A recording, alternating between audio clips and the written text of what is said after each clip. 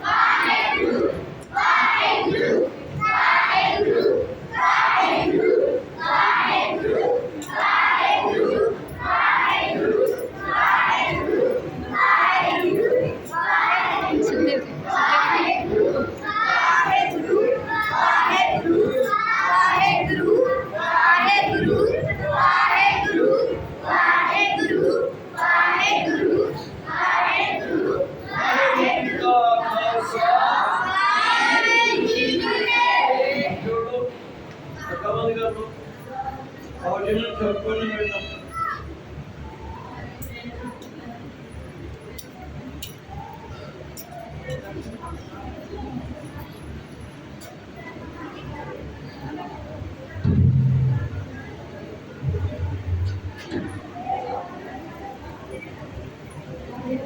थोड़ा आगे जाके ना तो सामने ठीक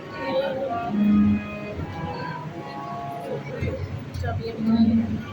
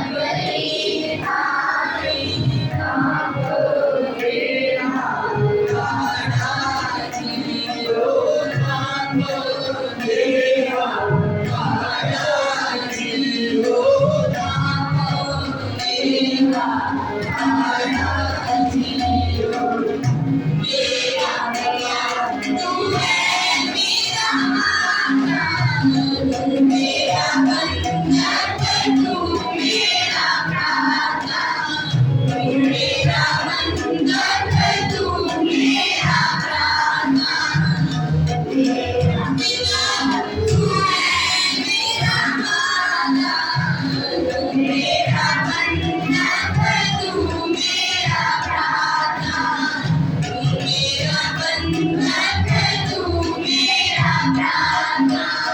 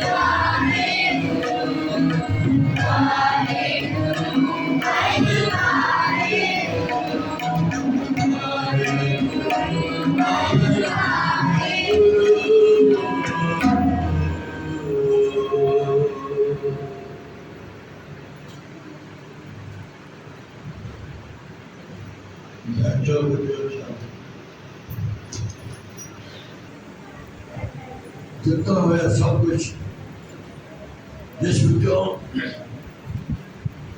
ਕੌਮ ਦੇ ਸਾਡੇ ਤੁਸੀਂ ਵੀ ਖੂਬਸੂਰਤ ਪੰਛੀ ਹੋ ਹੰਸ ਹੋ ਹੰਸੋਂ ਦੇ ਡਾਰਾ ਮਾਨਸੂਰ ਵਿੱਚ ਚੁਗੀਆਂ ਲਾਉਣ ਵਾਲੇ ਹੰਸ ਗੁਰੂ ਸਿੱਖ ਤੋਂ ਹੁੰਦੇ ਨੇ ਹੰਸ ਹੁੰਦੇ ਨੇ ਕਾਂ ਨਹੀਂ ਹੁੰਦੇ ਹੰਸਾਂ ਦਾ ਜੀਵਨ ਕੁਝ ਹੋਰ ਹੈ ਕੌਮਾਂ ਦਾ ਜੀਵਨ ਕੁਝ ਹੋਰ ਹੈ ਹੰਸ ਮੋਤੀ ਚੁਗਦੇ ਨੇ ਬਗਲੇ ਰੁਸ਼ੀਆ ਖਾਂਦੇ ਨੇ ਰੰਗ ਦੋਨਾਂ ਦੇ ਇੱਕੋ ਹੁੰਦੇ ਨੇ ਪਰ ਤੁਸੀਂ ਇੱਥੇ ਨਾਮ ਦੇ ਮੋਤੀ ਚੁਗ ਰਹੇ ਨੇ ਗੁਰੂ ਦੀ ਬਾਣੀ ਨੇ ਜੋ ਮਹਾਨ ਖੁਰਾਕ ਹੈ ਮਨੁੱਖ ਦੀ ਮਨ ਦੀ ਉਸ ਖੁਰਾਕ ਨੂੰ ਤੁਸੀਂ ਛਕਣਾ ਹੈ प्यारे बच्चों ਅਤੇ मेरे सारे टीचर साहबान क्या समझो सेवादार आज चौथे दिन कैंप के दिन जो पहुंचे हो अमृतपुरी उठते हो स्नान करते हो वस्त्र पहनते हो ब्रश करते हो दंत साफ करते हो अपने आप को तैयार करके इस सोचना मापे भेजा जाओ बेटा तुसी अज कुछ नवी गल सीखी जाओ बच्चों असी तुहानू अपने हथी तोड़ दिया उस स्थान के उत्ते इस स्थान से मेरे गुरु नानक ने सच्चे पातशाह जी ने प्रसाद बनाई हुई है जिस प्रसाद में जिथे ठंडिया ठंडिया हवावां चलदियां ने जो जिंदगी जीवन दिंदियां ने जिथे कणियां पैंदियां ने बरसात दियां धरती धरती ठंडा करदियां ने उत्थे ही असी एक जीव अपने जीवन को उच्चा सुच्चा करने लई अपने शरीर को विश्व तंदुरुस्त करने लई अपने मन को सच्चा जीवन देने लई एक उपराला जिस उपराले में बहुत सारे सेवादारा ने हिस्सा पाया और प्यारे बच्चों तुसी बहुत ही खुशकिस्मत हो बहुत ही खुशकिस्मत हो जो इस स्थान से तुसी अपना कौम का युग पलटन लई कौम की किस्मत बदलने भविख You are the future of my nation. ਤੁਸੀਂ ਮੇਰੀ ਕੌਮ ਦੇ ਆਉਣ ਵਾਲੇ ਭਵਿੱਖ ਹੋ। ਅੱਛਾ, ਤੁਹਾਡੇ ਵਿੱਚ ਕਿਸੇ ਨੇ ਕੱਲ੍ਹ ਡਾਕਟਰ ਬਣਨਾ ਹੈ, ਕੱਲ੍ਹ ਨੂੰ ਕਿਸੇ ਨੇ ਤੁਹਾਡੇ ਵਿੱਚ ਵਕੀਲ ਬਣਨਾ ਹੈ, ਕੱਲ੍ਹ ਨੂੰ ਕਿਸੇ ਨੇ ਜੱਜ ਬਣਨਾ ਹੈ, ਕੱਲ੍ਹ ਨੂੰ ਕਿਸੇ ਨੇ ਪ੍ਰੋਫੈਸਰ ਬਣਨਾ ਹੈ, ਕੱਲ੍ਹ ਨੂੰ ਕਿਸੇ ਨੇ ਪੁਲਿਸ ਦਾ ਅਫਸਰ ਵੀ ਬਣਨਾ ਹੈ, ਕਿਸੇ ਨੇ ਫੌਜ ਵਿੱਚ ਕਮਾਂਡਰ ਵੀ ਬਣਨਾ ਹੈ। ਤੁਹਾਡੇ ਵਿੱਚ ਕਿਸੇ ਨੇ ਕੱਲ੍ਹ ਸੱਚਾ ਪੋਲੀਟੀਸ਼ੀਅਨ ਵੀ ਬਣਨਾ ਹੈ, ਲੋਕਾਂ ਦੀ ਸੇਵਾ ਕਰਨ ਲਈ। ਕੱਲ੍ਹ ਤੁਹਾਡੇ ਵਿੱਚ ਕਿਸੇ ਨੇ ਸੰਤ ਵੀ ਬਣਨਾ ਹੈ, ਕੱਲ੍ਹ ਕਿਸੇ ਨੇ ਮਹਾਨ ਗੁਰਸਿੱਖ ਵੀ ਬਣਨਾ ਹੈ। ਇਹ ਸਾਰਾ ਕੁਝ ਆਪਣੇ ਮਨ ਵਿੱਚ ਲੈ ਕੇ ਤੁਸੀਂ ਜੁੜੇ ਹੋ ਕਿ ਅਸੀਂ ਤੁਹਾਡੀ ਦੌੜ ਵਿੱਚ ਸ਼ਾਮਲ ਹੋਏ ਹਾਂ। ਤੁਹਾਡਾ ਕੰਮ ਹੈ ਜੋ ਕੁਝ ਇੱਥੇ ਪੜ੍ਹਾਇਆ ਜਾਵੇਗਾ ਨੋਟ ਕਰਨਾ ਹੈ, ਮਨ 'ਚ ਵਸਾਉਣਾ ਹੈ ਔਰ ਉਸਦੇ ਮੁਤਾਬਕ ਘਰ ਜਾ ਕੇ ਸੋਚਣਾ ਹੈ। ਆਪਣੇ ਮਾਤਾ ਪਿਤਾ ਦੇ ਨਾਲ ਸ਼ੇਅਰ ਕਰਨਾ ਹੈ, ਸਾਂਝ ਕਰਨੀ ਕਿ ਅਸੀਂ ਕੀ ਸਿੱਖਿਆ ਹੈ। ਉਸ ਤੋਂ ਬਾਅਦ ਆਪਣੇ ਪਰਿਵਾਰ ਵਿੱਚ ਜਾ ਕੇ ਗੁਰਮਤਿ ਦੀ ਸਿੱਖਿਆ ਨੂੰ ਫੈਲਾਉਣਾ ਹੈ, ਸਾਂਝ ਕਰਨੀ ਹੈ, ਤਾਂ ਕਿ ਇਹ ਜਿਹੜਾ ਗੁਰਮਤਿ ਕੈਂਪ ਹੈ ਇੱਕ ਮੇਰੇ ਹਿਸਾਬ ਦੇ ਨਾਲ ਇੰਟਰਨੈਸ਼ਨਲ ਔਰ ਯੂਨੀਵਰਸਲ ਬਣ ਜਾਵੇ। ਕਿਉਂਕਿ ਬਾਬੇ ਨਾਨਕ ਦਾ ਮੈਸੇਜ ਯੂਨੀਵਰਸਲ ਸੀ। ਮੈਂ ਪੂਰੀ ਆਸ ਰੱਖਦਾ ਹੈ ਕਿ ਚਾਹੇ ਬੱਚਿਓ ਤੁਸੀਂ ਸਾਨੂੰ ਪੂਰਾ ਸਹਿਯੋਗ ਦੇਵੋਗੇ, ਰੌਲਾ ਨਹੀਂ ਪਾਓਗੇ, ਚੰਗੇ ਸਰੋਤੇ ਬਣੋਗੇ। ਸੁਣਨਾ ਹੀ ਸਾਡੀ ਸਭ ਤੋਂ ਵੱਡੀ ਕਲਾ ਹੈ। ਸੁਣ ਕੇ ਮੰਨ ਕੇ ਆਪਣੇ ਅੰਦਰ ਵਸਾ ਕੇ ਆਪਣੇ ਜੀਵਨ ਨੂੰ ਤਰੱਕੀ ਵੱਲ ਜਾਣਾ ਹੈ ਔਰ ਤਰੱਕੀ ਲੈ ਕੇ ਰੱਬ ਦਾ ਸ਼ੁਕਰ ਕਰਨਾ, ਇਹੋ ਹੀ ਸਾਡਾ ਮੇਨ ਮਕਸਦ ਹੈ ਇਸ ਕੈਂਪ ਦਾ। ਤੁਹਾਡਾ ਬਹੁਤ ਬਹੁਤ ਸ਼ੁਕਰੀਆ ਆਉਣ ਦਾ। ਵਾਹਿਗੁਰੂ ਜੀ ਕਾ ਖਾਲਸਾ, ਵਾਹਿਗੁਰੂ ਜੀ ਕੀ ਫਤਿਹ। ਹੁਣ ਮੈਂ ਬੇਨਤੀ ਕਰਾਂਗਾ ਜਿਹੜੇ 8 ਸਾਲ ਦੀ ਉਮਰ ਤੱਕ ਦੇ ਬੱਚੇ ਨੇ, 3 ਸਾਲ ਤੋਂ ਲੈ ਕੇ 8 ਸਾਲ ਦੀ ਉਮਰ, ਇਹ ਸਾਰੇ ਖੜੇ ਹੋ ਜਾਓ। ਤੇ ਜਿਹੜੇ ਸੇਵਾਦਾਰ ਨੇ ਇਹਨਾਂ ਬੱਚਿਆਂ ਨੂੰ ਲਾਈਨਾਂ ਵਿੱਚ ਲੈ ਕੇ ਬੋਲਣਾ ਨਹੀਂ ਕਿਸੇ ਨੇ ਛੁੱਟਾ ਜਾਣਾ। 1 ਘੰਟੇ ਵਾਸਤੇ ਅੱਜ ਜੋ ਵਿਚਾਰ ਸਾਂਝੇ ਕਰਨਗੇ ਉਹ ਸੁਣੋ ਕਰੋ, ਬੜੇ ਪਿਆਰ ਨਾਲ ਆਪਣੀ ਡੋਰ ਵਿੱਚ ਲਿਖਿਓ। ਲਿਖ ਕੇ ਘਰ ਜਾ ਕੇ ਤੁਸੀਂ ਬੁੱਕ ਨੂੰ ਖੋਲ ਕੇ ਦੇਖਣਾ ਕਿ ਅੱਜ ਤੁਸੀਂ ਕੀ ਪੜ੍ਹਿਆ, ਔਰ ਜੋ ਕੁਝ ਪੜ੍ਹਿਆ ਤੁਹਾਡੇ ਦਿਲ ਵਿੱਚ ਗਿਆ ਜਾਂ ਤੁਹਾਡੇ ਅੰਤਰਗਤ ਵਿੱਚ ਗਿਆ ਜਾਂ ਤੁਹਾਡੀ ਮੈਮਰੀ ਵਿੱਚ ਗਿਆ ਜਾਂ ਨਹੀਂ। ਜੇ ਨਹੀਂ ਗਿਆ ਉਹ ਦੁਬਾਰਾ ਦੇਖੋ और अपने अंदर रिकॉर्ड कर लो, ताकि जो तुम्हें ठीक करे फाइल खोल लो अंदर दिमाग जो, और फाइल खोल के यू कैन एंजॉय केवल जो कुछ करो। एक ऐसे ढंग के नाल जो प्रेजेंटेशन हो रही है वो उस प्रेजेंटेशन के नाल अपने जीवन ज्ञान प्राप्त करके सफल करना चिंतन करो। ये कुछ मैं दास जिहड़ा तुहाडे कोल आस आके बैठा और मैं जशपाल सिंह कैप्टन का भी बहुत बहुत धन्यवाद करता, जिहड़े कि वर्ल्ड लैवल उत्ते सेवा करते हैं, इंटरनेट भी करते हैं और टेलीविजन से जाकर करते हैं और यूट्यूब से भी जाकर करते हैं। आओ ना बस अज का जो विचार है सुन करो 1 घंटे वास्ते, उस तो बाद आपकी लंबी साथ की जाएगी। वाहिगुरू जी का खालसा, मेरे पते नहीं लग थी।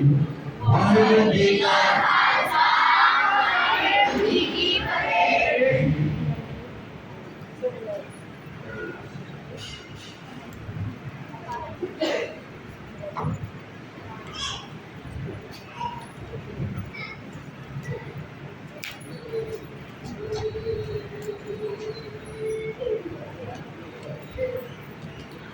वाहिगुरू जी का खालसा, वाहिगुरू जी की फतेह।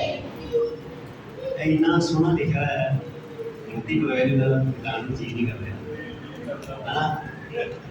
सच्ची इन्ना प्यारा, इन्नी सोहनी हैंडराइटिंग में कदे छुपया हुआ है।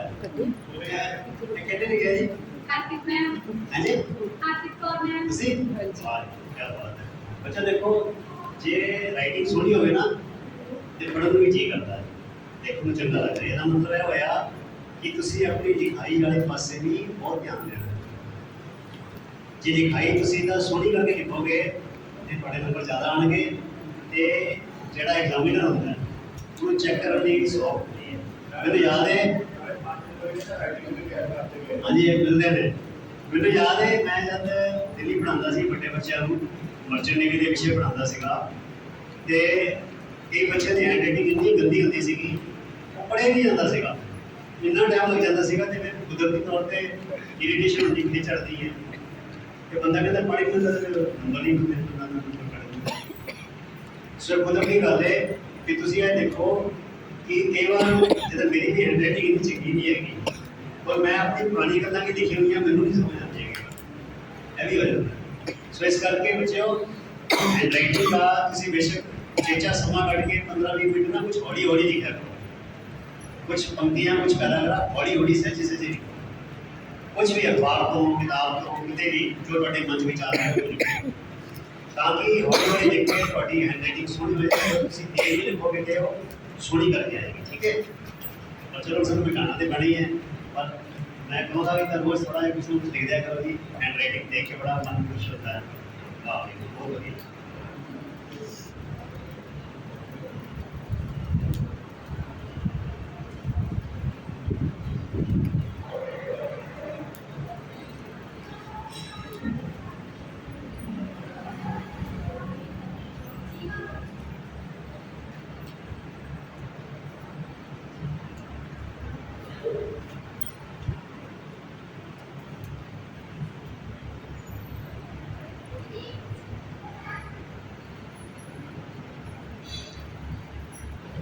बच्चे की है वाह भाई वाह, क्या बात है। कड़ा तो है भी कड़ा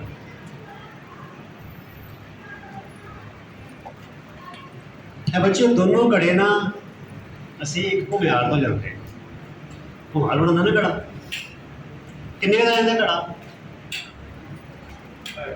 है जी 250 का। चलो अभी 250 रुपये मान लेते हैं।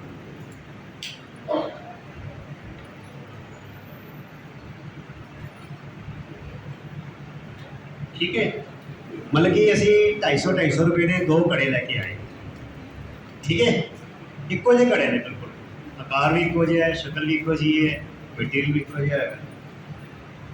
तो एक कड़ा लिया मैं मतलब दोनों कड़े लिया, एक कड़े दे विच मैं की पाता बच्चों, ये पाता सोना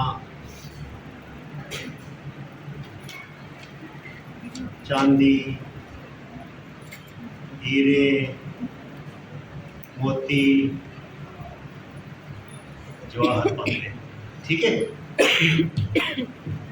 घड़ी में कहना बरता बच्चों सोने चांदी ना हीरे मोती ना जवाहरात ना भर दिता। ठीक है, हुण इस घड़े की कीमत कितनी हो गई है जी? ज़्यादा हो गई ना, करोड़ा च हो गई, होगी नहीं होगी? कड़ा कितना से किन्ने का सी 250 रुपये का। ये जो मैं सोना पाता चांदी पाता हीरे मोती जवाहरात पाते, इस कड़े की कीमत में कितनी हो गई? 250 करोड़ा हो गई है जी? है जी? ਲੱਖਾਂ ਕਰੋੜਾ ਹੀ ਹੋ ਗਈ। लखा करोड़ा हो गई, बिल्कुल सही गल है। ठीक है, हुण यह कड़ा है, ये मैं की किया बच्चों, प्याज के छिलड़ पाते, केला छिल के वो छिलड़ पाते, सेब जो छिलिया कटिया वो बी बू से वो पाते, आलू छिले पाते और जूट चाट पाती, पत्ती पुण के जी रसोई की जो जूट होंगी है मैं च पाई गया,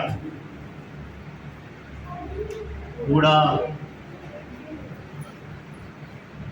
कचरा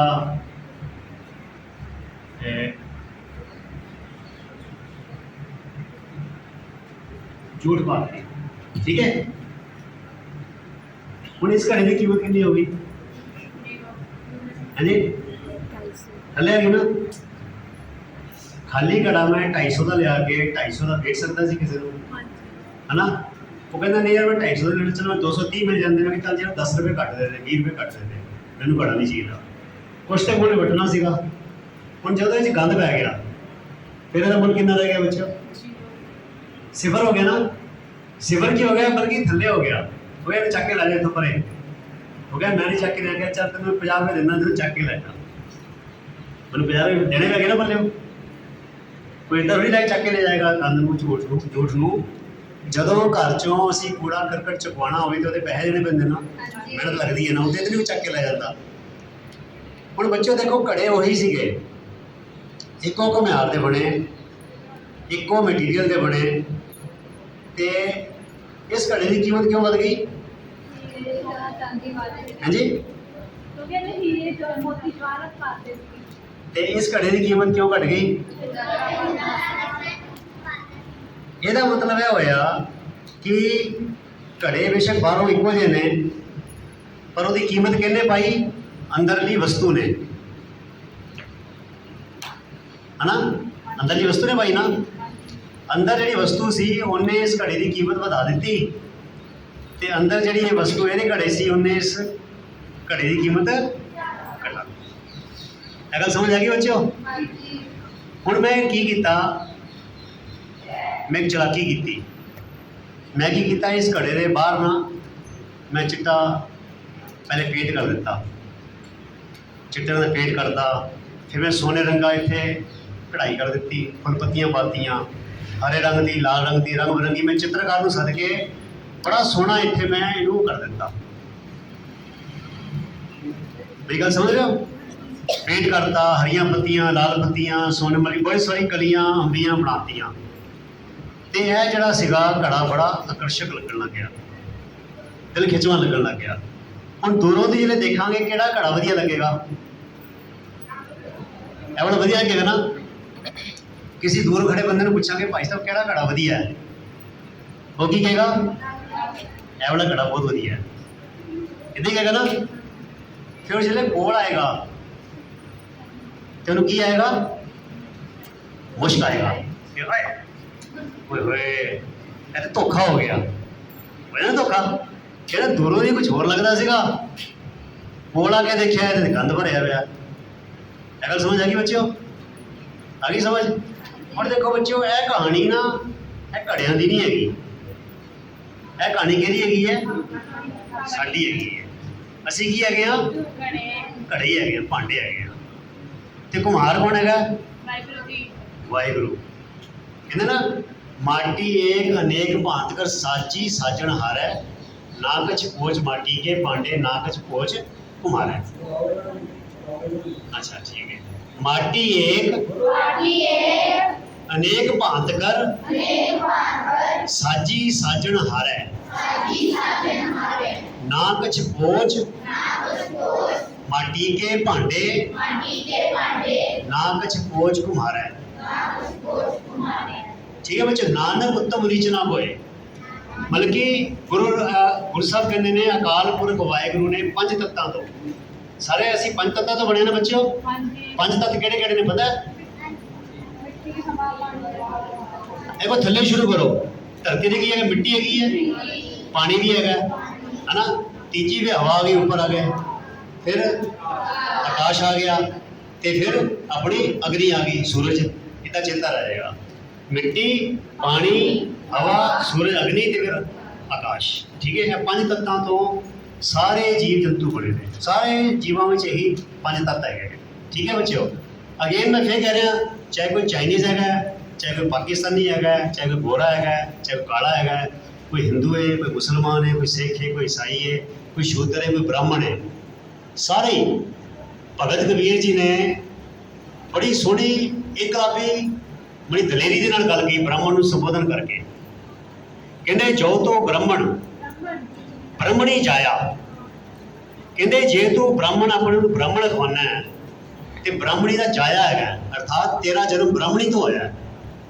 तो कहते तो आन बाट काहे नहीं आया, फिर तुसी कि दूजे रस्ते क्यों नहीं आया? तू तेरा जन्म किसी दूजी प्रक्रिया ना क्यों नहीं होया? जिदा मेरा जन्म कुदरती प्रक्रिया राही होया है, उदा ही हे ब्राह्मण तेरा जन्म भी कुदरती प्रक्रिया राही होया।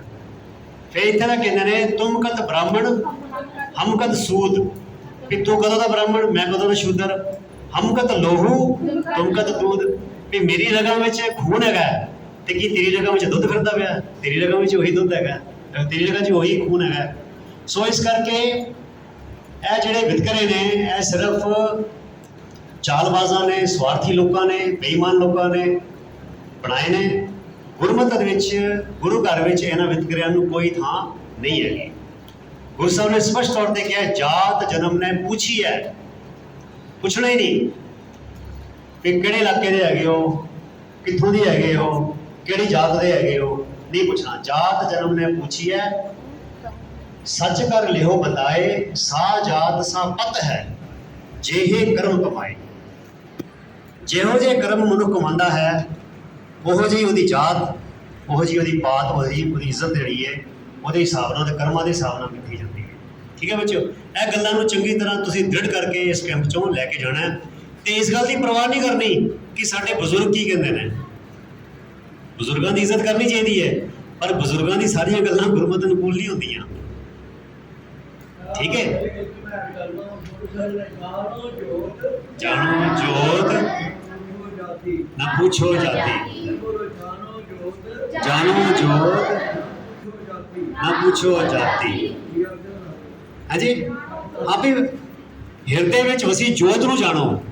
ਉਹ ਮਨੁੱਖ ਅਕਾਲ ਪੁਰਖ ਪਰਮਾਤਮਾ ਦੀ ਜੋਤ ਨਾਲ ਕਿੰਨਾ ਜੁੜਿਆ ਹੋਇਆ ਹੈ, ਉਹ 'ਚ ਕਿੰਨੇ ਗੁਣ ਨੇ, ਉਹਦੀ ਕਿਹੜੀ ਖੂਬੀਆਂ ਨੇ, ਉਹਦੇ ਨਾਲ ਸਾਂਝ ਪਾਓ, ਉਹਦੀ ਜਾਤ ਨੂੰ ਨਾ ਪੁੱਛੋ। ਠੀਕ ਹੈ, ਸੋ ਇਹਨਾਂ ਗੱਲਾਂ ਦਾ ਅਸੀਂ ਖਿਆਲ ਰੱਖਣਾ ਹੈ। ਸੋ ਬੱਚਿਓ, ਹੁਣ ਇਹ ਗੱਲ ਤੋਂ ਅਸੀਂ ਕੀ ਸਬਕ ਲੈਣਾ ਹੈ? ਅਸੀਂ ਸਾਰੇ ਭਾਂਡੇ ਹਾਂ, ਮੈਂ ਜਿੱਦਾਂ ਕਿਹਾ, ਤੇ ਮਨੁੱਖ ਨੇ ਸਾਰਿਆਂ ਨੂੰ, ਗੁਰੂ ਅਕਾਲ ਪੁਰਖ ਨੇ ਸਾਰਿਆਂ ਨੂੰ ਇੱਕੋ ਜਿਹਾ ਸਰੀਰ ਦਿੱਤਾ ਹੈ। ਠੀਕ ਹੈ, ਦਿਮਾਗ ਦਿੱਤਾ ਹੈ, ਅੰਗ ਪੈਰ ਦਿੱਤੇ ਨੇ। ਹੁਣ ਗੱਲ ਇਹ ਵੇ ਕਿ ਸਾਡੇ ਜੀਵਨ ਦੀ ਕੀਮਤ ਕਿਹਦੇ ਨਾਲ ਪੈਂਦੀ ਹੈ?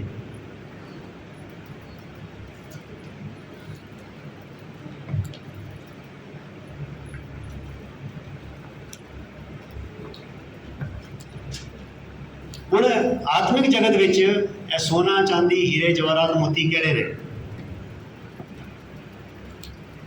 7।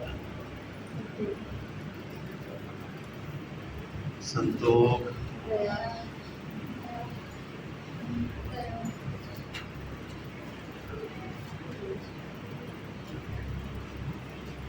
ਧੀਰਜ,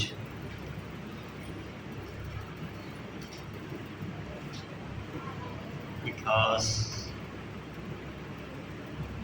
निम्रता,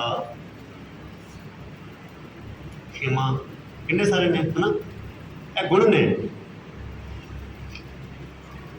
जे साडे शरीर विच इदां दे गुण आ गए ते इहदी कीमत इस साथ में मनुखा जीवन की कीमत अपलिफ्ट हो जाएगी, बढ़ जाएगी। ते जे इहदे विच क्रोध, लोभ, काम, ईर्खा, तृष्णा,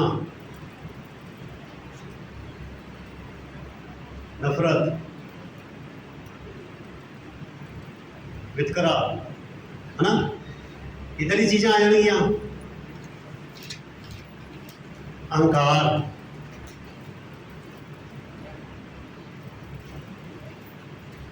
ਤੇ ਫਿਰ ਇਸ ਮਨੁੱਖਾ ਜੀਵਨ ਦੀ ਕੀਮਤ ਕਿੱਥੇ ਚਲੀ ਜਾਏਗੀ? ਖੱਡ ਵਿੱਚ ਚਲੀ ਜਾਏਗੀ, ਜਿਹਦੇ ਬਾਰੇ ਗੁਰੂ ਸਾਹਿਬ ਕਹਿੰਦੇ ਨੇ ਵੀ ਪਸ਼ੂਆਂ ਦਾ ਵੀ ਘੜੀ ਜ਼ਿੰਦਗੀ ਹੋ ਜਾਏਗੀ। ਠੀਕ ਹੈ, ਇਹ ਗੱਲ ਸਮਝ ਆ ਗਈ।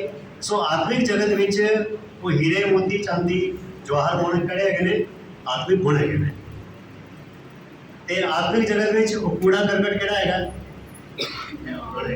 ਕਾਮ, ਕ੍ਰੋਧ, ਲੋਭ, ਅਹੰਕਾਰ, ਈਰਖਾ, ਦਵੇਸ਼। ठीक है जी, सो गल स्पष्ट हो गई। ਹੁਣ ਅਸੀਂ ਜਿਹੜੀ ਚਲਾਕੀ ਕੀਤੀ ਸੀਗੀ, ਕਿਹੜੀ ਚਲਾਕੀ ਕੀਤੀ ਸੀਗੀ? ਉੱਤੇ ਪੇਂਟ ਕਰਤਾ, ਫੁੱਲਪੱਤੀਆਂ ਵਾਧੀਆਂ, ਹੈ ਨਾ? ਅਸੀਂ ਵੀ ਤਾਂ ਕਰਦੇ ਹਾਂ ਨਾ, ਬੜੇ ਸੋਹਣੇ ਸਾਫ ਸੁਥਰੇ ਚਿੱਟੇ ਕੱਪੜੇ ਵਾਲੇ, ਹੈ ਨਾ?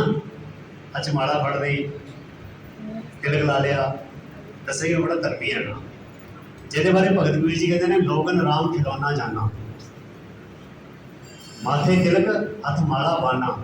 कि मथे तिलक ला लिया, बाणा पा लिया, हथ माला फड़ ली, कि लोगन राम खिलौना। लोगों ने रब नूं खिडौना समझ लिया कि जिद्दां किसी न्याणे नूं परचा के खिडौना दे के खेले नहीं पाली दा ध्यान उधरे कर देता है। ते रब नूं भी इदां खेडे पाया जा सकदा, रब नूं धोखा दिता जा सकदा। और गुरु साहब की कहते हैं, कहते जानन हार प्रभु प्रवीण। प्रवीण की होता है सियाणा। जानन हार प्रभु प्रवीण, बाहर भेजना काहू भीन। बोलो, जानन हार प्रभु प्रवीण, बाहर भेजना काहू भीन। भीन, भीन का मतलब की होता है काहू मैंने कभी भी नहीं, बाहरले भेजते कभी भेजदा नहीं, प्रभावित नहीं होता, बाहर दे भेजते कभी भी ध्यान नहीं दिता। ठीक है, सो इस भुलेखे च ना रहिए कि बाहरले भेग तो असी लोगों को धोखे दे सकते हैं ते अकाल पुरख वाहिगुरु नूं धोखा, गुरु नूं धोखा नहीं दे सकते। ठीक है, हुण जो बच्चों देखो हुण इधरों की सब सबक मिलता है, आनंद सब चाहता है, कहते जियो मैले, बोलो जियो मैले, बाहरों निर्मल। बोली अंदर से कूड़ा, बाहर की करता रंग रोगन करता, वधिया करता, अर्थात अंदर से कूड़ा करकट भरया पिया, पर बाहरों बड़े चिट्टे चोड़ा पाया है, गोड़ पग पाई है, बड़ा दिखावा है। कहते जियो निर्मल बाहरों निर्मल, बाहरों ता निर्मल जियो नहीं, जियो मैले बाहरों निर्मल, बाहरों ता निर्मल जियो मैले, तिन्ने जन्म जो है हारिया। ਇਹੋ ਜਿਹੇ ਲੋਕੀ अपना जन्म मनुखा जन्म हार जाते हैं। जियो मैले बाहरों निर्मल, बाहरों ता निर्मल जियो मैले, जन्म जुए हारिया। तृष्णा वड्डा रोह लगा, मरण मनो विसारिया। वेदा में नाम उत्तम, सो सुने नाही फिरे जियो में तालिया। कहे नानक जिन सच तजिया, गुड़ लागे इन्नी जन्म जुए। सो यह बच्चों कहानी हैगी इस पांडे की। इस पांडे की फिर गुरु साहब ने कहा कि असीं इधर आना है। यह मतलब है नहीं कि अंदर जे साफ सुथरा है तो बाहरों तुसी इशनान नहीं करना या बाहरों गंदे मंदे हो जाना। कहते जियो निर्मल बाहरों निर्मल, बाहरों ता निर्मल जियो निर्मल, सतगुर ते करनी कमानी। राह कितों मिलना है? जीव निर्मल करन दा भी ते बाहरों निर्मल होने दा भी सतगुरु ते करनी कमानी। सतगुरु दी दसी हुई करनी नूं कमा के, सतगुरु ते करनी कमानी।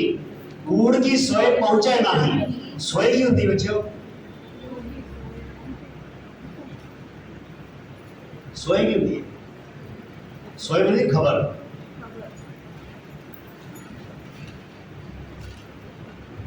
मतलब कि ਉਹਦੀ खबर भी कूड़ दी झूठ दी बेईमानी की खबर भी ਉਹਦੇ ਲਾਗੇ नहीं लंघदी, उस पास ध्यान भी नहीं जाता ਉਹਦਾ। कूड़ की सोए पहुंचे ना ही मनसा। जिले में इतना पढ़ना पहले लगातार पढ़ी था तब चेते रहता है कितना। हाँ, मनसा सच सवाणी। मनसा मैंने मन के ਜਿਹੜੇ फुरने ने, ਭੈੜੇ फुरने ने, इच्छावां ने, वो सच में समा जांदियां ने। अर्थात अकाल पुरख के नाम में वो हमेशा लीन रहता है कि माड़े पासे के फुरने नहीं बनते। ठीक है, मनसा सच समानी, कूड़ की सोए पहुंचे न मनसा। जन्म रतन जिंदगी खटिया, भले से बन जाए। कहे नानक मन निर्मल सदा रहे। ठीक है बच्चों, सो इधरों की कुछ होर गल्लां भी सीखते हैं गुरबाणी चों कि ਜਿਹੜੀਆਂ ਚਲਾਕੀਆਂ मनुख ਜਾਂ ਅਸੀਂ ਸਾਰੇ ਕਰਦੇ हैं, क्योंकि ਅਸੀਂ गुरबाणी का भी ज्ञान ਲੈਣਾ ਨਾਲ ਨਾਲ। गुरु साहब कहते हैं, गुरु नानक पातशाह के शब्द च कहता है,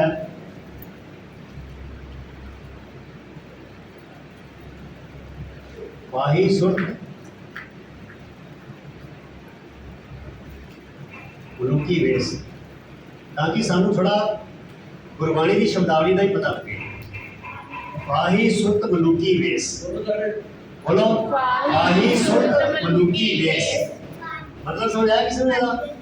फाही के अंदर फाही तो पता ही है, फांसी फाही। ठीक है, सुरत मैंने ध्यान, अर्थात ध्यान विच ते हैगा कि मैं कितना बंदियां नूं फसावां। डेरे वाले जोशी बड़े तांत्रिक यही काम करते हैं। बाहरों पे केड़ा हुंदा है? धरती।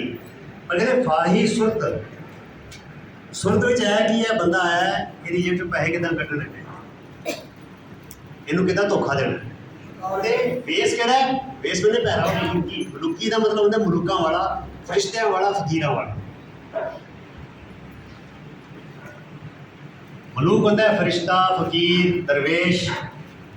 भी वेश तो है साधा संतां वाला, फकीरां वाला, पर सुरत विच की है साजिशां हैगियां, हेरा फेरियां हैगियां। ठीक है। सो गुरबाणी सानू इदां अमोलक वचन दे के सानू चेतन करदी है कि जीवन के राह दे विच किहड़े कोए टिब्बे ने, किहड़ी तिलगना हैगी, किदां बच के रहना। फिर क्या होता है,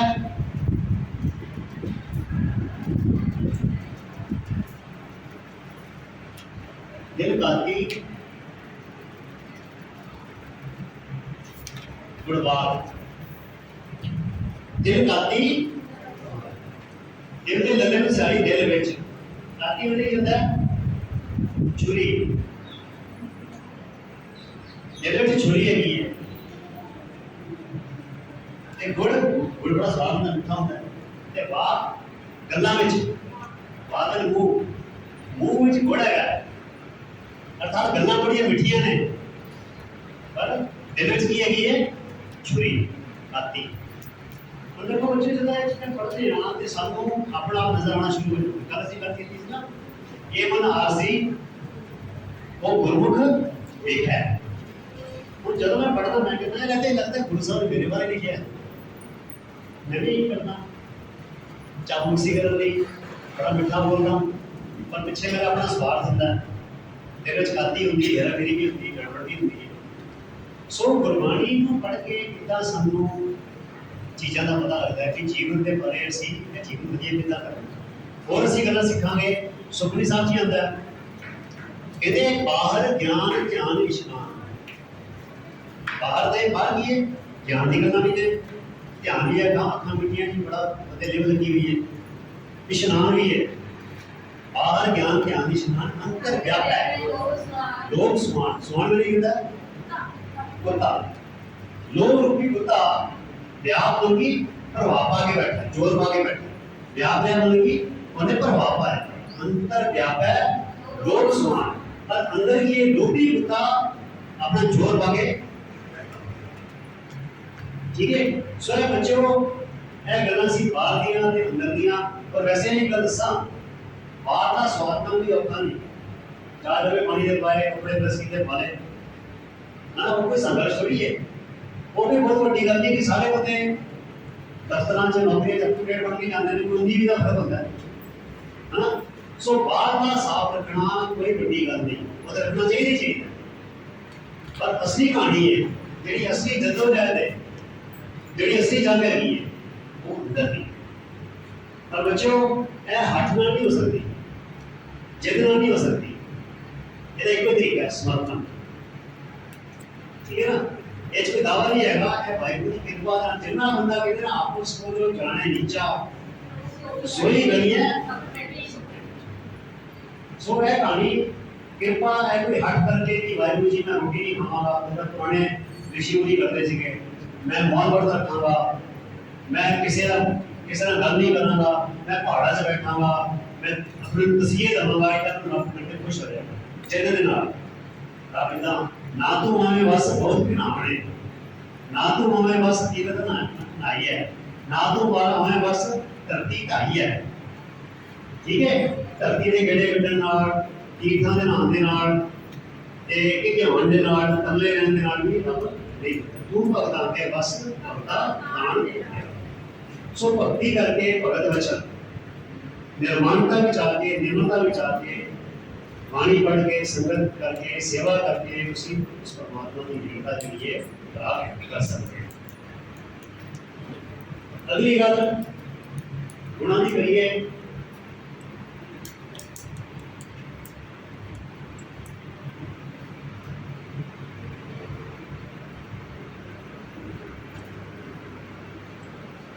सानू चाहिए ने अपने गुण ना सत संतोख दया धीर चाहिए।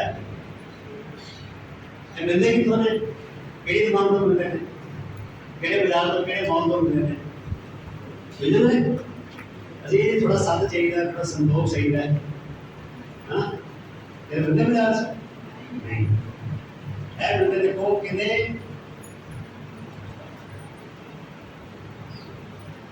लिख लो।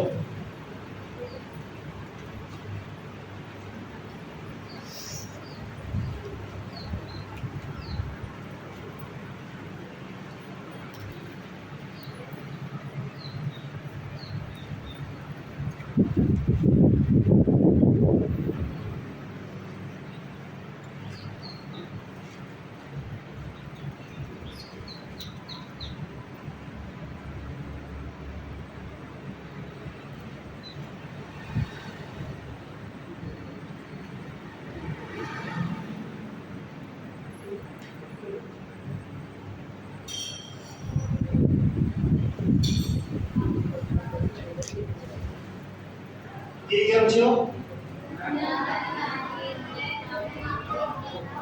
गुणा का निधान एक है।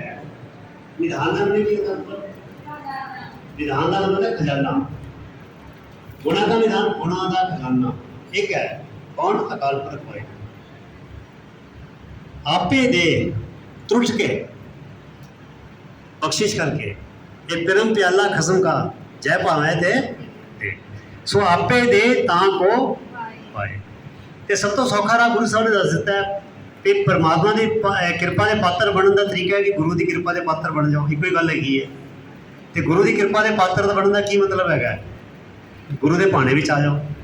ठाकुर तेरे ਹਾਂਜੀ, ਨਾ ਹੀ ਕੋਈ ठाकुर तेरे नहीं कोई बिल्कुल की पे कल्पना होए मैं तो क्या भक्ति भक्ति तो क्या कोटरी बता करके दे ब्रेक की एक और नहीं है।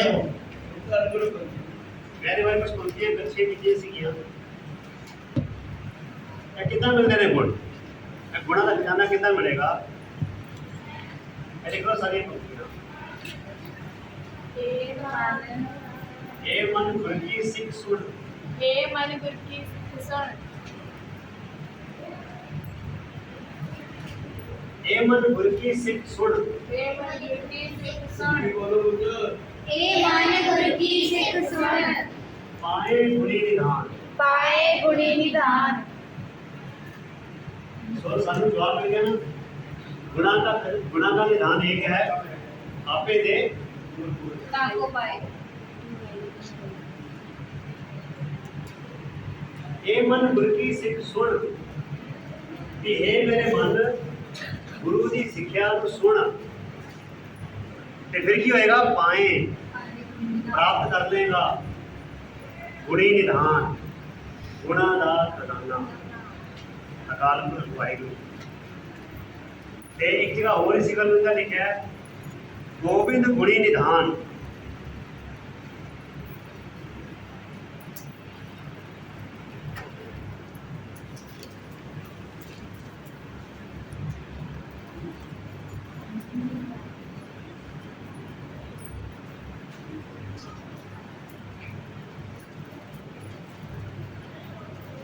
गुरुमुख जान के गुरुमुख बन के गुरु वाल मुख करके गोविंद गुणी निधान।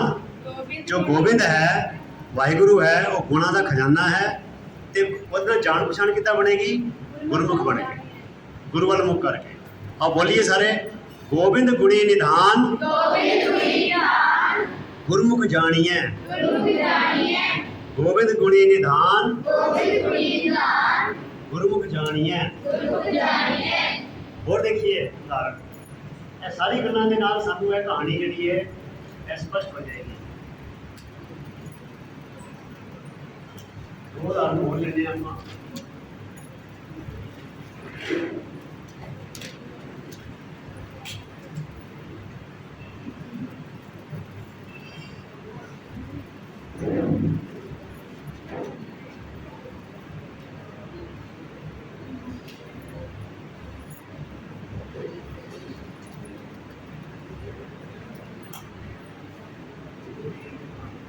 बंदा आमतौर आ जाता है फिर कुछ कठोर कपट कामी क्यों जानो के पार स्वामी। एक बंदा मन की बड़ा अपराधी हुए बड़े उन्हें समा खराब किया हुए बड़े ऐप किए हो वो बंदा सोचता है मेरा तो कुछ बन ही नहीं सकता है ना। पर असी जानते हाँ गुरु साहब ने सज्जन वर्गिया भी तारिया भूमिया चोर वर्गे भी तारिया वाटे वर्गे भी तारिया सो गुरबाणी समझाती है कि अवगुणी भरपूर है। यह शरीर जड़ा है बेशक अवगुणा ना भरिया होया है, अवगुणी भरपूर है, पर कहते गुण भी वसे वो जेडे गुण ने अंदर ही मिलने ने, बाहरली हट्टी तो नहीं मिलने कितों, अंदर ही है। पर वो की होया कि अवगुणा के भार थले दब गए ने, लुक गए ने। इदा कि जो हीरे मोती जवाहरात पे ने पर वो ढेर ढेर च लुक गए ने, दबे गए। ठीक है, कहते अवगुणी भरपूर है, गुण भी वसे नाल। फिर अगे की कहते विण सतगुर गुण ना जापनी, विण सतगुर गुण ना जापनी।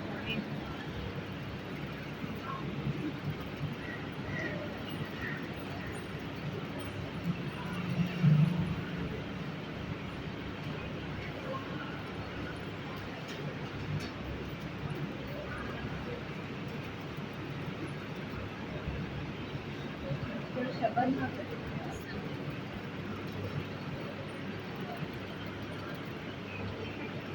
जिज्जर शब्द ना करे विचार। गुरु साहब ने सारे फॉर्मूले सानू दसे ने। जे माड़ी मोटी कितने स्पैलिंग की मिस्टेक हुई हो प्लीज तुम ठीक कर लेना, कितने बब्बे का वावा ना हो, याद नहीं है थोड़ा। हाँ जी, औगणी भरिया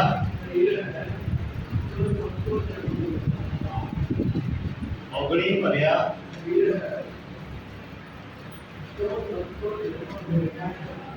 हाँ जी,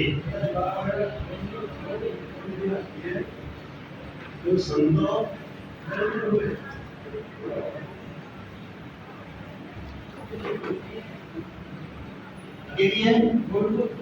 गुरुमुख, गुरु में वलमुख करके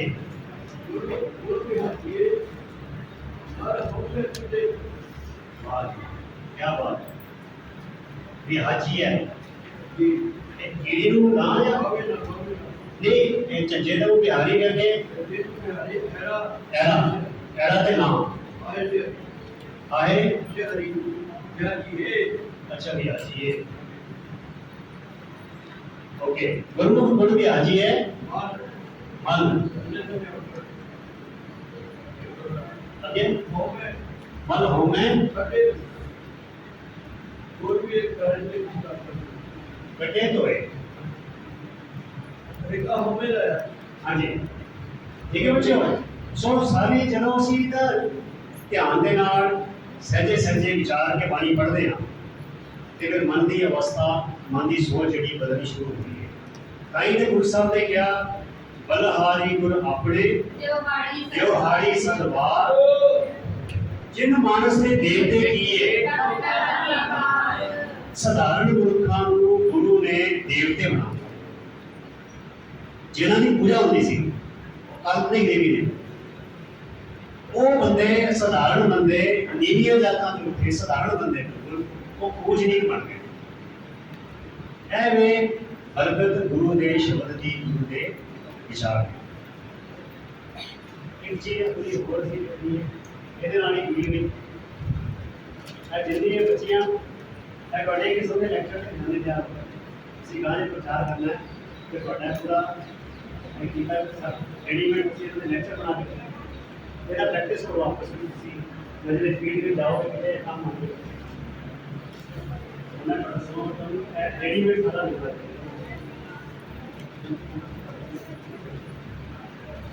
अरे मैं बोलोगे अपनी प्रयास शरीर है, अपनी प्रयास शरीर है, संतो निर्मल होवे, संतो निर्मल होवे, प्रयास शरीर है, अपनी प्रयास शरीर है,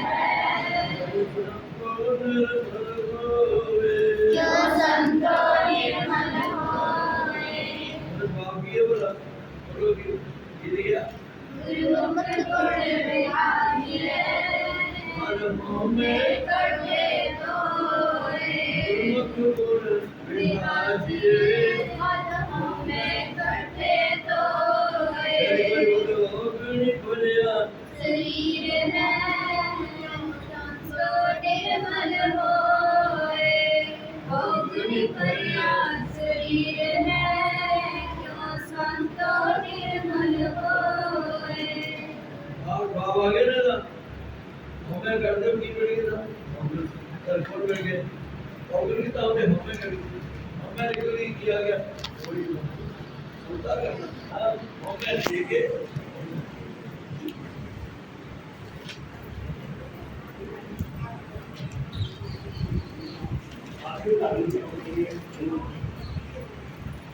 सत संतोख तेरा धर्म सिंगार बनाओ।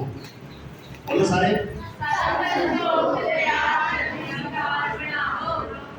बनाओ मैं बनावा हाँ। सत संतोख तेरा धर्म सिंगार बनाओ। अगे सकल सुहागण नानका अपने प्रभु भावो। देख लो पहले तेरे विचार करते दस दिया सौखा ही है वैसे। गुरु साहब कहते ने वाहिगुरू के चरणों में अरदास करते हैं बेनती करते हैं हे सच्चे पातशाह मेरे ते मेहर करो कि मैं सत मने उच्चा सुचा आचरण दानी सुभाव सत संतोख तृष्णा का उल्ट दया धर्म मनुखी फर्ज वाहिगुरू जी कृपा करो इन्हां गुणां दा मैं शिकार बनावां। बल्कि औरतां अपने पति को रिझाण लई कुछ करने शिकार करदियां ने ते कहंदे हे नानक जिवें सुहागण जिहड़ी है वो अपने पति को खुश कर लेती है ते इस तरह सफल सुहागण बनती है। इस तरह तुसीं कृपा करो कि यह शिकार मैं करां ते अमू मैं आया। अर्थात वाहिगुरू बाद में भेजते नहीं रिझदा वाहिगुरू ने गुणा दे कीता सन पता भी लगदा गुण किहड़े है सत है संतोख है दया है क्षमा। सो है श्रृंगार असीं कराना है जिवें पहले भी किया बाहरला श्रृंगार करना बाहरली सफाई करने के लिए कोई औखा काम नहीं है या तो कुछ मिनटां दा है और सहजे ही हो जाता है। पर जिहड़ा यह काम है यह आखिरी साह तक 24 घंटे हर वेले चलता रहता है। सो इहदा तरीका है कोई हठ कोई कर्म कांड कोई दान पुन तीरथ तप दया दत्त दान जे को पावे तिलका। कीड़ियां नूं आटा पाता या कुत्ते नूं दुध पिलाता या ਇਹਦੇ ਨਾਲ कोई ज़्यादा कोई प्राप्ति नहीं होती। सुनिया मन्निया मन कीता भाव अंतरगत तीरथ मल अंतर अंतर आत्मे फिर जहाँ तीरथ का इशनान किया जाता है उन्हें मन की सफाई हो जाती है। पर मैं देखता भी गुरु साहब ने साढ़े ते कितना उपकार किया है। हुण देखो मैं कई बार सोचता होंदा सीगा भी जिहड़े बंदे तीर्थां ते जांदे ने कि वो तीर्थां ते फ्री विच ही जाया जा सकता है पैसे लगते हैं ना तो फिर काम का हर्जा भी होंदा है। हुण जिवें असीं इतिहास में पढ़ते हैं कि भाई लहणा जी जिहड़े सीगे जदों हले सिੱਖੀ 'ਚ प्रवेश नहीं किया सीगा वो हिंदू रौ रीतां के हिसाब नाल अपनी जिंदगी बशर कर रहे सी। बड़े नेक इंसान सीगे बल्कि उन्होंने जिहड़ा सुभाव ते बड़ा वो सीगा पर जिद्दां दी सिੱਖਿਆ मिली सी उहदे हिसाब नाल चलदे सीगे। शास्त्रां दा जो विधान सीगा देवी की पूजा करते सीगे ते वो दो गल्लां मैं कई बार करदा हाँ भाई लहणा जी के जीवन चों वो कहते कि जत्था लैके जाते होंगे सी जिदा साढ़े भी लोग कई सेवा करते हैं वो जत्था लैके जाते कि वह जत्थे का राह का खर्चा सारा भाई लहणा जी करते होंगे है ना कुदरती गल है। तो पिछों भी जो जाते होंगे तो कई बार कई हफ्ते या महीना महीना 1.5 महीना लग जाता होगा। उदों तो साधन नहीं सीगे पैदल जाना होंदा सीगा राह च पड़ाव भी करते होंगे तो जब आते 3 हफ्ते बाद 4 हफ्ते बाद आते पिछों की कामकार देखने लिए कोई नौकर चाकर भी होंगे। ਇਹਦਾ मतलब यह गल्लां तो स्पष्ट हो जाता है कि वो बड़े रचे पुजे सीगे। ठीक है तो दूजा सानू पता लगता है जदों उन्होंने भाई जोगा जी के मुखार बिंद तो बाणी सुनी तो गुरु नानक पातशाह नूं मिलन की तांघ पैदा हुई तो जदों गुरु नानक पातशाह नूं मिलणगे तो घोड़े ते आए सीगे। घोड़े ते आने का मतलब उदों की सीगा घोड़े किहदे कोल हुंदे सीगे अमीरां कोल हुंदे सीगे। उदों घोड़े का मतलब है अज कोई बंदा कोई मर्सिडीज़ विच आ रहा है कोई BMW विच आ रहा है घोड़े ते सिर्फ ਜਿਹੜੇ बहुत रचे पुचे व्यापारी वर्ग ਜਿਹੜਾ ਸੀਗਾ कोई राजे महाराजे ਸੀ ਉਹਨਾਂ ਕੋਲ ਘੋੜੇ ਹੁੰਦੇ ਸੀ। सो ਉਹਨਾਂ ਦਾ ਨੇਮ ਦੇ ਨਾਲ ਤੀਰਥਾਂ ਦੇ ਮਾਤਾ ਦੀ ਯਾਤਰਾ ਤੇ ਜਾਣਾ ਜੱਥਾ ਨਾਲ ਲੈ ਕੇ ਜਾਣਾ ਤੇ ਘੋੜੇ ਤੇ ਜਾਣਾ ਦੱਸਦਾ ਕਿ ਉਹ ਬੜੇ ਰचे ਪੁੱਜੇ ਸੀਗੇ। ਹੁਣ ਮੈਂ ਕਹਿੰਦਾ ਵੀ ਜੇ ਇਹ ਧਰਮ ਹੋਵੇ ਤੀਰਥਾਂ ਤੇ ਜਾਣਾ ਹਨਾ। ਤੇ ਤੁਸੀਂ ਇਹ ਦੱਸੋ, ਜਿਹੜਾ ਵਿਚਾਰਾ ਸਵੇਰੇ ਕੰਮ ਕਰਕੇ ਸ਼ਾਮੀ ਕਮਾਉਂਦਾ ਹੈ ਤੇ ਉਹਦੇ ਧਰਮੀ ਬਣ ਹੀ ਨਹੀਂ ਸਕਦਾ। ਜਿਹਨੇ ਰੋਜ਼ ਕਮਾਉਣਾ ਹੈ, ਰੋਜ਼ ਆਪਣੇ ਪਰਿਵਾਰ ਨੂੰ ਪਾਲਣਾ, ਭਾਈ ਲਾਲੋ ਵਰਗਾ ਤੀਰਥਾਂ 'ਤੇ ਜਾ ਸਕਦਾ? ਭਾਈ ਲਾਲੋ ਵਰਗਾ ਤੀਰਥਾਂ 'ਤੇ ਨਹੀਂ ਜਾ ਸਕਦਾ। ਸੋ ਗੁਰੂ ਸਾਹਿਬ ਨੇ ਸਾਨੂੰ ਉਹ ਧਰਮ ਕਮਾਉਣ ਲਈ ਦੱਸਿਆ, ਉਹ ਸੌਖਾ ਨਾਲ ਦੱਸਿਆ, ਜਿਹੜਾ ਅੱਤ ਦਾ ਗਰੀਬ ਤੋਂ ਗਰੀਬ ਆਦਮੀ ਵੀ ਧਰਮ ਦੀ ਕਮਾਈ ਕਰ ਸਕਦਾ ਹੈ। ਜਿਹੜਾ ਝੌਂਪੜੀ 'ਚ ਰਹਿੰਦਾ ਹੈ ਉਹ ਵੀ ਗੁਰਸਿੱਖੀ ਦੀ ਕਮਾਈ ਕਰ ਸਕਦਾ ਹੈ, ਅਤੇ ਜਿਹੜਾ ਮਹਿਲਾਂ ਵਿੱਚ ਰਹਿੰਦਾ ਹੈ ਉਹ ਵੀ ਗੁਰਸਿੱਖਾਂ ਦੀ ਕਮਾਈ ਕਰ ਸਕਦਾ ਹੈ। ਕਿਉਂਕਿ ਸਾਡੇ ਸਾਰਿਆਂ ਕੋਲ ਕੀ ਹੈਗਾ? ਮਨ। ਅਤੇ ਜੇ ਗੁਰੂ ਨੂੰ ਕੋਈ ਅਰਪਣ ਕਰਨ ਵਾਲੀ ਚੀਜ਼ ਹੈਗੀ ਹੈ, ਉਹ ਕੋਈ ਜ਼ਮੀਨ ਜਾਇਦਾਦ ਜਾਂ ਕੋਈ ਸੀਮੈਂਟ ਜਾਂ ਸਰੀਆ ਜਾਂ ਉਹ ਨਹੀਂ ਹੈਗਾ, ਉਹ ਤਾਂ ਬੜੀਆਂ ਛੋਟੀਆਂ ਚੀਜ਼ਾਂ ਨੇ। ਅਸਲੀ ਗੱਲ ਅਰਪਣ ਕਰਨ ਵਾਲੀ ਜਿਹੜੀ ਹੈਗੀ ਹੈ ਉਹ ਹੈਗਾ ਮਨ। ਔਰ ਇਹਦੇ ਬਾਰੇ ਗੁਰੂ ਸਾਹਿਬ ਨੇ ਕਿਹਾ ਹੈ, ਕਹਿੰਦੇ ਮਨ ਕੀ ਮਤ ਤਿਆਗੋ ਹਰ ਜਨ, ਇਹਾ ਬਾਤ ਕਠੈਨੀ। ਬੋਲੋ ਬੋਲੋ, ਮਨ ਕੀ ਮਤ ਤਿਆਗੋ ਹਰ ਜਨ, ਇਹਾ ਬਾਤ ਕਠੈਨੀ। ਕਠੈਨੀ ਵੇਲੇ ਕਿਦਾਂ? ਚਲੋ ਵਾਰੀ ਨਏ ਦੇ ਨਾਲ ਬੋਲਦੇ ਹਾਂ। ਮਨ ਕੀ ਮਤ ਤਿਆਗੋ ਹਰ ਜਨ, ਇਹਦਾ ਮਤਲਬ ਕਿ ਤਿਆਗੋ ਮੈਨੇ ਛੱਡ ਦੇਵੋ, ਹਰ ਜਨ ਮੈਨੇ ਹਰੀ ਜਨੋ, ਇਹ ਹਰੀ ਦੇ ਸੇਵਕੋ, ਇਹ ਸਤਸੰਗੀਓ, ਮਨ ਦੀ ਮਤ ਤਿਆਗ ਦੇਵੋ।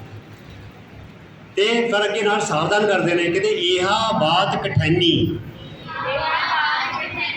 ਅਰਥਾਤ ਭੁੱਖੇ ਰਹਿਣਾ ਕੋਈ ਕਠਿਨ ਨਹੀਂ, ਮੌਨ ਵਰਤ ਰੱਖਣਾ ਕੋਈ ਕਠਿਨ ਨਹੀਂ, ਪਹਾੜਾਂ ਦੇ ਵਿੱਚ ਜਾ ਕੇ ਬਹਿ ਜਾਣਾ ਕੋਈ ਕਠਿਨ ਨਹੀਂ, ਜੰਗਲਾਂ ਵਿੱਚ ਚਲੇ ਜਾਣਾ ਕੋਈ ਕਠਿਨ ਨਹੀਂ, ਕੋਈ ਪੁੱਠੇ ਲਟਕ ਜਾਣਾ ਕਠਿਨ ਨਹੀਂ।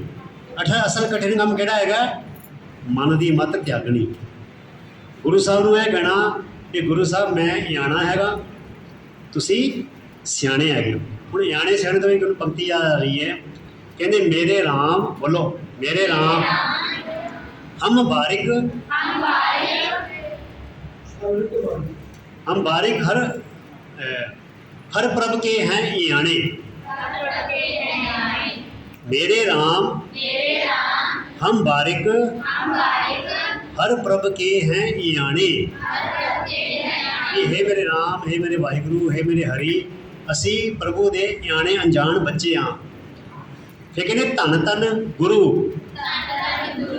गुरु सतगुर पाधा। पाधा की होंदा?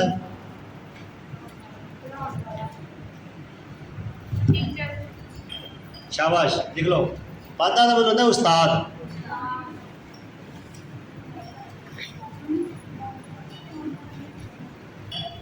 धन धन गुरु, गुरु सतगुर पाधा। लिखो, बोलो, धन धन गुरु, गुरु सतगुर पाधा, जिन हर उपदेश दे किए सियाणे। ਅਸੀਂ ਆਪਣੇ ਗੁਰੂ ਤੋਂ, ਆਪਣੇ ਉਸਤਾਦ ਤੋਂ, ਸਤਿਗੁਰੂ ਤੋਂ ਬਲਹਾਰ ਜਾਂਦੇ ਹਾਂ, ਧੰਨ ਧੰਨ ਕਰਦੇ ਹਾਂ। ਕਿਉਂ? ਕਿਉਂਕਿ ਉਹਨੇ ਹਰੀ ਦਾ ਉਪਦੇਸ਼ ਦੇ ਕੇ, ਹਰੀ ਦੀ ਬੰਦਗੀ ਨਾਲ ਜੋੜ ਕੇ, ਹਰੀ ਦੀ ਭਗਤੀ ਝੋਲੀ 'ਚ ਪਾ ਕੇ ਸਾਨੂੰ ਕੀ ਬਣਾਤਾ? ਇਆਣੇ ਤੋਂ ਸਿਆਣੇ। ਸੋ ਬੱਚਿਓ, ਇੱਧਰੋਂ ਪਤਾ ਲੱਗਦਾ ਹੈ ਕਿ ਇਆਣੇ ਤੋਂ ਸਿਆਣੇ ਬਣਨ ਦਾ ਸਫ਼ਰ ਕਿੱਧਰੋਂ ਸ਼ੁਰੂ ਹੁੰਦਾ ਹੈ? ਗੁਰੂ ਦੀ ਬਾਣੀ ਪੜ੍ਹਨ ਦੇ ਨਾਲ। ਠੀਕ ਹੈ। ਆਮ ਤੌਰ 'ਤੇ ਜਿਹੜਾ ਬੰਦਾ ਦੁਨਿਆਵੀ ਜਗਤ ਦੀ ਜਿਹੜੀ ਪਰਿਭਾਸ਼ਾਵਾਂ ਨੇ ਉਹ ਵੱਖਰੀਆਂ ਹੈ। ਜਦੋਂ ਬੰਦਾ 18 ਸਾਲ ਕ੍ਰਾਸ ਕਰ ਜਾਂਦਾ ਹੈ ਤੇ ਅਸੀਂ ਕਹਿੰਦੇ ਅਡਲਟ ਹੋ ਗਿਆ, ਇਹ ਸਿਆਣਾ ਹੋ ਗਿਆ, ਉਹਨੇ ਆਪਣਾ ਬੈਂਕ ਅਕਾਊਂਟ ਖੋਲ੍ਹ ਸਕਦਾ ਹੈ ਨਾ, ਇਹ ਇਲੈਕਸ਼ਨ ਕਾਰਡ ਬਣਵਾ ਸਕਦਾ ਹੈ, ਆਧਾਰ ਕਾਰਡ ਬਣਵਾ ਸਕਦਾ ਹੈ, ਇਹ ਚੈੱਕ ਸਾਈਨ ਕਰ ਸਕਦਾ ਹੈ, ਇਹ ਵੋਟ ਪਾ ਸਕਦਾ ਹੈ ਨਾ, ਬਲਕਿ ਆਪਣੇ ਫੈਸਲੇ ਆਪ ਕਰ ਸਕਦਾ ਹੈ, ਉਹਨੂੰ ਅਸੀਂ ਕਹਿੰਦੇ ਸਿਆਣਾ। ਪਰ ਜਿਹੜੇ ਦੁਨਿਆਵੀ ਮਾਪਦੰਡ ਨੇ, ਉਹ ਜਿਹੜੇ ਗੁਰੂ ਦੇ ਮਾਪਦੰਡ ਨੇ, ਉਹ ਬਿਲਕੁਲ ਵੱਖਰੇ ਨੇ। ਇੱਥੇ ਜਿਹੜੇ 4 ਸਾਹਿਬਜ਼ਾਦੇ ਨੇ ਜੋ ਛੋਟੇ ਨੇ, 7 ਸਾਲ ਦੇ, 9 ਸਾਲ ਦੇ, ਉਹਨਾਂ ਨੂੰ ਬਾਬਾ ਕੇ ਉਹ ਸਿਆਣੇ ਨੇ। ਅਤੇ ਕਈ ਐਸੇ ਨੇ ਜਿਨ੍ਹਾਂ ਦਾ ਵਾਲ ਮੇਰੇ ਵਰਗਿਆਂ ਦੇ ਦਾੜੀ ਵੀ ਚਿੱਟੀ ਹੋ ਜਾਂਦੀ ਹੈ, ਵਾਲ ਵੀ ਚਿੱਟੇ ਹੋ ਜਾਂਦੇ ਨੇ, 60-65 ਸਾਲ ਦੇ ਬਜ਼ੁਰਗ ਹੋ ਜਾਂਦੇ ਨੇ, ਫਿਰ ਵੀ ਨਿਆਣੇ ਦੇ ਨਿਆਣੇ ਰਹਿ ਜਾਂਦੇ ਨੇ, ਨਿਆਣੇ ਦੇ ਨਿਆਣੇ ਰਹਿ ਜਾਂਦੇ ਨੇ। ਸੋ ਜਿਹੜਾ ਇਆਣਪ ਅਤੇ ਸਿਆਣਪ ਜਿਹੜੀ ਹੈ ਉਹ ਬਾਹਰਲੀ ਚੀਜ਼ਾਂ ਤੋਂ ਨਹੀਂ ਮਾਪੀ ਜਾ ਸਕਦੀ, ਅੰਦਰਲੀ ਚੀਜ਼ਾਂ ਤੋਂ ਮਾਪੀ ਜਾਂਦੀ ਹੈ। ਸਮਾਂ ਕਿੰਨਾ ਹੋ ਗਿਆ ਦੇਖੀਏ। ਓਕੇ, ਸਾਡੇ ਕੋਲ 10 ਮਿੰਟ ਹੋਰ ਨੇ ਅਤੇ ਮੈਂ ਇੱਕ ਗੱਲ ਤੁਹਾਨੂੰ ਬੜੀ ਮਹੱਤਵਪੂਰਨ ਸਾਂਝੀ ਕਰਨਾ ਚਾਹੁੰਦਾ। ਜਿੱਦਾਂ ਅਸੀਂ ਕਹਿੰਦੇ ਨੇ ਕਿ ਜਿਹੜੇ ਬੰਦੇ ਉਮਰ ਵਾਲੇ ਹੁੰਦੇ ਨੇ, ਉਹਨਾਂ ਕੋਲ ਤਜਰਬਾ ਹੁੰਦਾ, ਉਹਨਾਂ ਨੇ ਕਈ ਮੁਸ਼ਕਿਲਾਂ ਹਟਾਈਆਂ ਹੁੰਦੀਆਂ, ਅਤੇ ਉਹ ਅਗਲੀ ਫਿਰ ਪੀੜ੍ਹੀ ਨੂੰ ਅਗਾਹ ਕਰਦੇ ਨੇ ਵੀ ਜਿਹੜੀ ਗਲਤੀ ਸਾਡੇ ਕੋਲ ਹੋ ਗਈ ਉਹ ਤੁਸੀਂ ਨਾ ਕਰਿਓ, ਠੀਕ ਹੈ। ਜਿਵੇਂ ਇਹ ਤੁਹਾਡੇ ਜੋ ਸਾਰੇ ਚਲੋ ਪਹਿਲੇ ਮੈਂ ਤੁਹਾਨੂੰ ਇੱਕ ਜਨਰਲ ਨੌਲੇਜ ਤੁਹਾਡੀ ਬਤਾਨਾ, ਦੁਨੀਆ ਦੀ ਸਭ ਤੋਂ ਹਾਰਡੈਸਟ ਮਤਲਬ ਸਭ ਤੋਂ ਸਖਤ ਚੀਜ਼ ਕਿਹੜੀ ਹੈ ਪਤਾ ਹੈ ਤੁਹਾਨੂੰ? ਦੁਨੀਆ ਵਿੱਚ ਸਭ ਤੋਂ ਹਾਰਡ, ਇਹ ਇੱਕ ਸਾਇੰਸ ਦਾ ਸਵਾਲ ਹੈ, ਤੁਸੀਂ 8ਵੀਂ 9ਵੀਂ 'ਚ ਪੜ੍ਹਿਆ ਹੋਣਾ ਹੈ। ਹਾਂਜੀ, ਡਾਇਮੰਡ, ਵੈਰੀ ਗੁੱਡ। ਡਾਇਮੰਡ ਜਿਹੜਾ ਹੀਰਾ ਹੈ, ਹੀਰਾ ਇਜ਼ ਦੀ ਹਾਰਡੈਸਟ ਨੋਨ ਸਬਸਟੈਂਸ। ਹੀਰਾ ਜਿਹੜਾ ਹੈ ਨਾ ਉਹ ਦੁਨੀਆ ਦਾ ਸਭ ਤੋਂ ਸਖਤ ਧਾਤੂ ਕਹ ਲਓ ਜਾਂ ਮਤਲਬ ਕਿ ਪਦਾਰਥ ਕਹਿ ਲਓ, ਠੀਕ ਹੈ। ਹੀਰਾ ਮਤਲਬ ਕਿ ਲੋਹਾ ਵੀ ਹੀਰੇ ਨੂੰ ਨਹੀਂ ਕੱਟ ਸਕਦਾ, ਠੀਕ ਹੈ।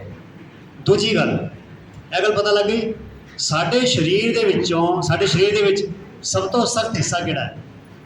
ਹਾਰਡੈਸਟ ਸਾਡੇ ਸਰੀਰ ਦੇ ਵਿੱਚ।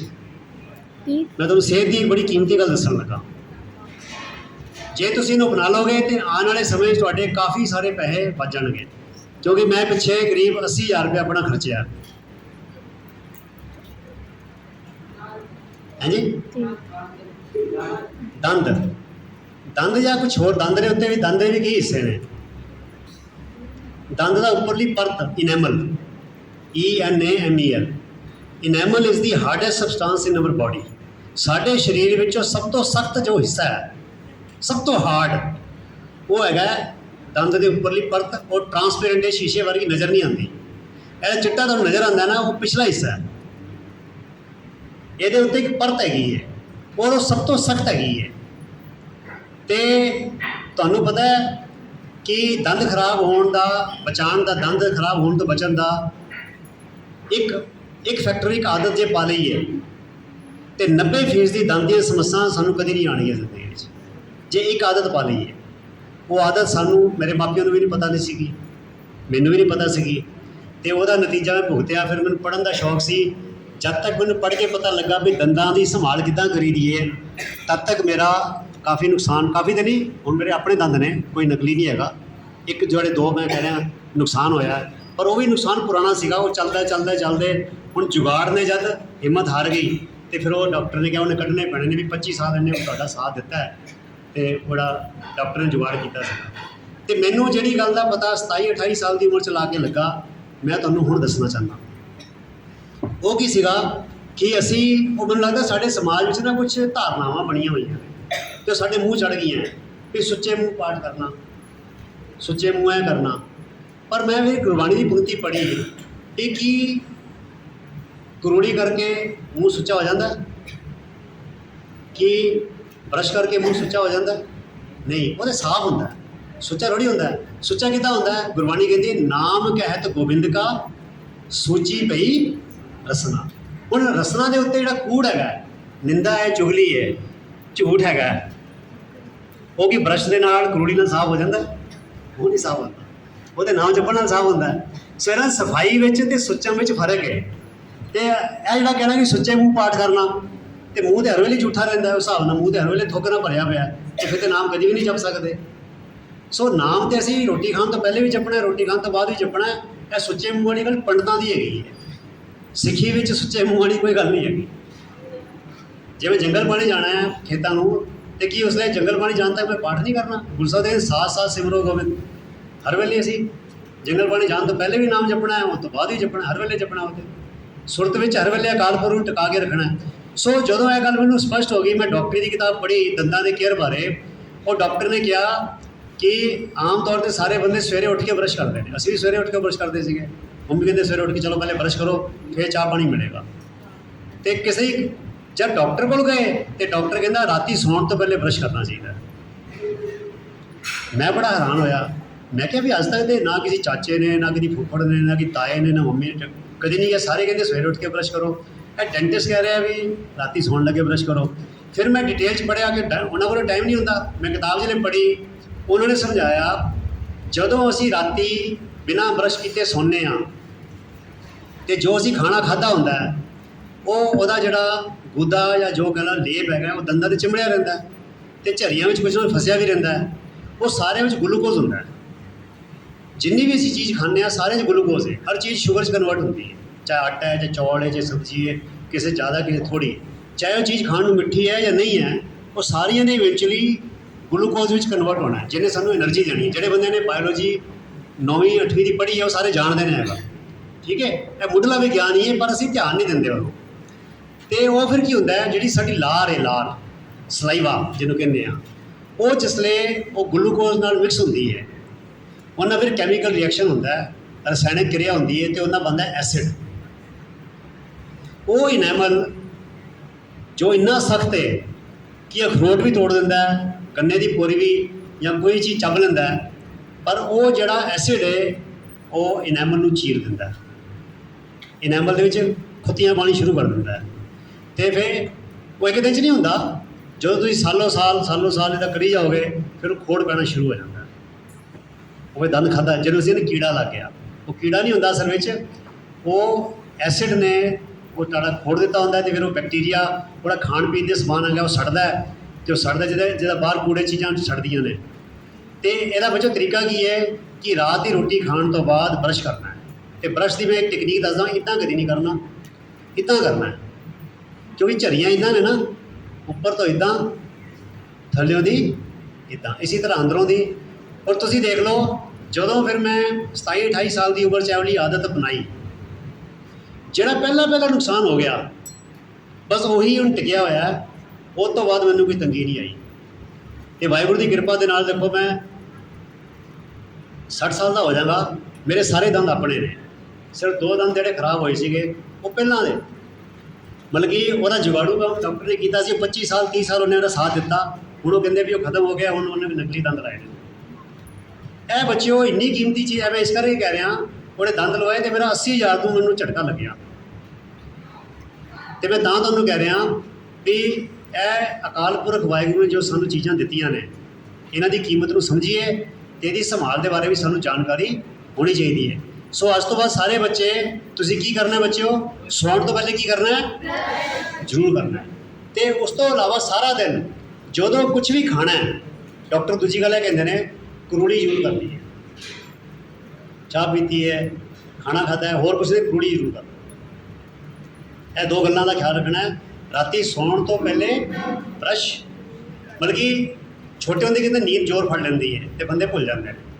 ਅਤੇ ਕੀ ਕਰਨਾ ਚਾਹੀਦਾ, ਜਿੱਦਾਂ ਰੋਟੀ ਖਾਧੀ, ਰੋਟੀ ਖਾਣ ਤੋਂ 10-15 ਮਿੰਟ ਬਾਅਦ ਬਰਸ਼ ਕਰ ਲਓ, ਪਰ ਉਸ ਤੋਂ ਬਾਅਦ ਫਿਰ ਕੁਛ ਖਾਣਾ ਨਹੀਂ ਹੈਗਾ।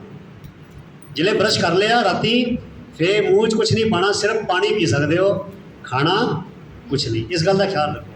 ਅਤੇ ਬੱਚਿਓ ਦੇਖੋ, ਇਹਦਾ ਪੈਸੇ ਦਾ ਵੀ ਤੁਹਾਡੀ ਕਿੰਨੀ ਬਚਤ ਹੋਏਗੀ, ਅਤੇ ਤੁਹਾਡੀ ਸਿਹਤ ਵੀ ਕਿੰਨੀ ਵਧੀਆ ਰਹੇਗੀ। ਤੁਹਾਨੂੰ ਪਤਾ ਹੈ ਕਹਿੰਦੇ ਜਿਹੜੇ ਬੰਦੇ ਦੇ ਦੰਦ ਵਧੀਆ ਰਹਿੰਦੇ ਨੇ ਉਹਦੀ ਸਿਹਤ ਵਧੀਆ ਰਹਿੰਦੀ। ਕਿਉਂ? ਕਿਉਂਕਿ ਦੰਦਾਂ ਨਾਲ ਚੱਬਣਾ, ਅਤੇ ਚੱਬੀ ਹੋਈ ਚੀਜ਼ ਦੇ ਅੰਦਰ ਜਾ ਕੇ ਖੁਰਾਕ ਜਿਹੜੀ ਹੈ ਸਰੀਰ ਨੇ ਲੈਣੀ ਹੈ, ਅਤੇ ਚੱਬ ਹੀ ਨਹੀਂ ਹੋਏਗਾ, ਉੱਦਾਂ ਹੀ ਅੰਦਰ ਸਿੱਟੋਗੇ ਅਤੇ ਉਹ ਉਹਦੀ ਪੌਸ਼ਟਿਕਤਾ ਵੀ ਤੁਹਾਡੀ ਬੋਡੀ ਪ੍ਰਾਪਤ ਨਹੀਂ ਕਰ ਸਕਦੀ। ਉਹ ਕਹਿੰਦੇ ਦੰਦ ਗਏ ਸਵਾਦ ਗਿਆ, ਸਵਾਦ ਵੀ ਖਾਣ ਦਾ ਚਲਾ ਜਾਂਦਾ ਹੈ। ਸੋ ਜੇ ਤੁਸੀਂ ਖਿਆਲ ਰੱਖੋਗੇ ਇਹਨਾਂ ਚੀਜ਼ਾਂ ਦਾ, ਇਹ ਨਿੱਕੀ ਨੁਕਤੇ ਤੁਹਾਨੂੰ ਮੈਂ ਦੱਸ ਰਿਹਾ ਜਿਹੜੇ ਅਸੀਂ ਜ਼ਿੰਦਗੀ ਸਿੱਖੇ ਨੇ, ਕਿ ਮੈਡੀਕਲ ਦੇ ਬਾਰੇ ਪੜ੍ਹਦਾ ਰਹਿਣਾ, ਇਹਨਾਂ ਚੀਜ਼ਾਂ ਬਾਰੇ ਬੱਚੇ ਧਿਆਨ ਨਹੀਂ ਦਿੰਦੇ। ਮੈਂ ਇੱਕ ਵਾਰ ਟ੍ਰੇਨ 'ਚ ਜਾ ਰਿਹਾ ਸੀਗਾ, ਅਤੇ ਉਹ ਸਵੇਰੇ ਚਾਹ ਲਿਆਇਆ ਥਰਮੋਸ, ਅਤੇ ਮੈਂ ਇੱਦਾਂ ਪੀਣ ਲੱਗ ਗਿਆ, ਅਤੇ ਸਾਰੇ ਡੱਬਾ ਜੋ ਨਾ ਸਵੇਰੇ ਉੱਠ ਕੇ ਬਰਸ਼ ਅਤੇ ਪੇਸਟ ਲੈ ਕੇ ਨਾ, ਉਹ ਜਿੱਥੇ ਟੂਟੀਆਂ ਲੱਗੀਆਂ ਉੱਥੇ ਸਾਰੀ ਲਾਈਨ ਬਣਾ ਕੇ ਬਰਸ਼ ਕਰਦੇ ਪਏ ਨੇ, ਸਾਰਾ ਡੱਬਾ ਲਾਈਨਾਂ ਲੱਗੀਆਂ ਬਰਸ਼ ਕਰਦੇ ਪਏ, ਅਤੇ ਮੈਂ ਆਪਣਾ ਆਰਾਮ ਨਾਲ ਚਾਹ ਪੀ ਰਿਹਾ ਸੀਗਾ।